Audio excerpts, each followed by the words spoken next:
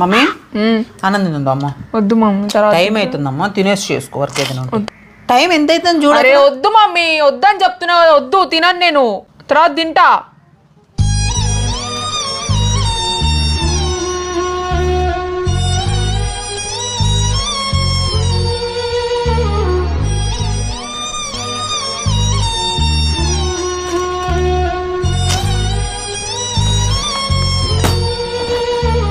అనవసరంగా వదిలినా మమ్మీ పైన.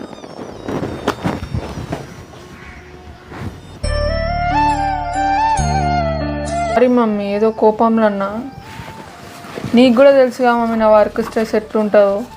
చిన్న మాటకి బ్యాగ్ చదువుకొని వెళ్ళిపోతావు మమ్మీ. ఈ బ్యాగ్ నాది కాదు, నీది.